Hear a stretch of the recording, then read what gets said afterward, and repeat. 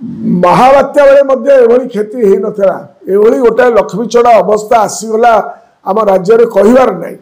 6 मास भितर कि मसे भितर केते जन को जेल को पठे। आज एक गुरुत्वपूर्ण विषय मु सूचना देवाई जाऊँगी जहाँ चाषी मान उद्दिष्ट एवं अत्यंत दुख एवं मन परिताप विषय जो थे मन उद्वेलित होची कारण आम चाषी परिवार पिला आखि आगे चाष उजुड़ी जाऊँगी चाषी प्रभुत क्षति होगापी जाऊँगी तार अंटा भांगी जीव जो भाव में वर्तमान सरकार कार्यक्रम एवं जो भाव में एक वातावरण सृष्टि होती वर्षा पर उपकूल अंचल सारा राज्य रे आपण मैंने जानते बर्तमान चाषी भाई भौणी मान अकथनीय असुविधार सम्मुखीन होती अदिनिया वर्षा पाई एवं सरकार असंवेदनशीलता सीमा लंघी सारा केवल राजनीतिक अभिसंधि रखी राजनीति क्विंटाल पिछा 800 टका इनपुट सब्सिडी देवा घोषणा करदे किंतु छोट छोट अक्षर कंडीशन अप्लाई करदेला भली कहीदेले एवं ऑफर है जे FAQ मानर आम धान पाई यहाँ प्रযোज्य 800 टका दिज्व इनपुट सब्सिडी एपरिकी से विधायक माने खोद माने पदाधिकारी माने मत दुख लगुच से निजक ठन ठन 3100 टका नियो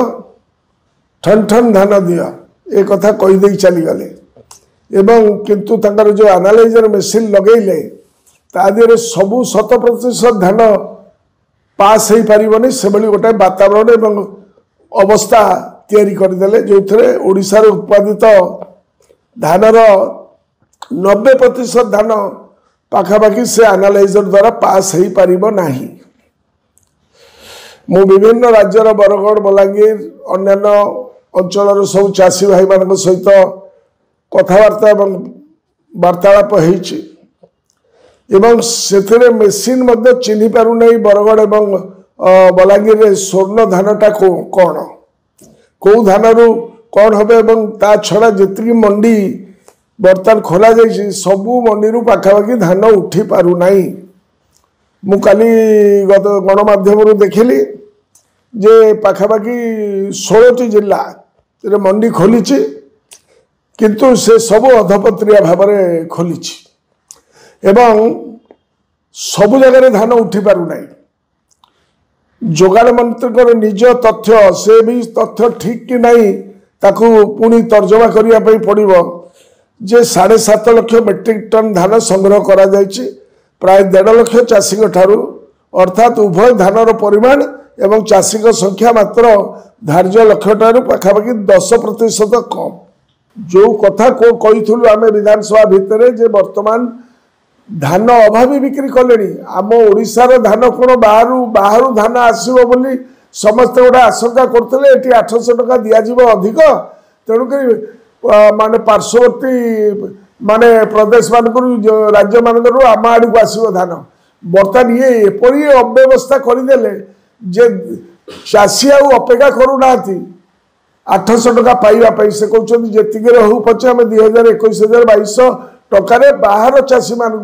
बाहर राज्य को आंध्र को पलैला एठिकी पलैला से पलैला मुझे आंध्र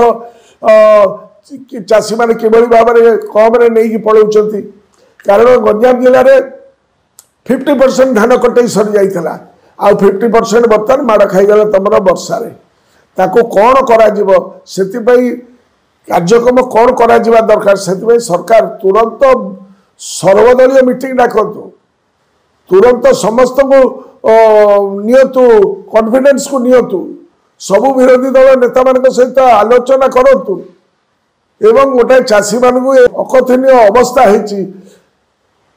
महाबात्या बेले एभली क्षति हो नाला एभली गोटे लक्ष्मीचड़ा अवस्था आसीगला आम राज्य में कहबार ना एति क्षति बर्तमान हो मोर प्रश्न होते कथा आपण मैंने कहते जे नाई कौ माने जो माने आपको भूल करेंगे से पदाधिकारी हूँ से मंत्री हूँ जंत्री हूँ जीए हूँ जो मान को दायित्व दिगला से अवहेला करेंगे कि कौन सी मिलर मैंने एपट सेपट करेंगे जदि ये कथाटा ठीक बाटर न हम ताको आम जेल को पठेबू 6 मास भितर कि मासे भितर केते जन को जेल को पठाई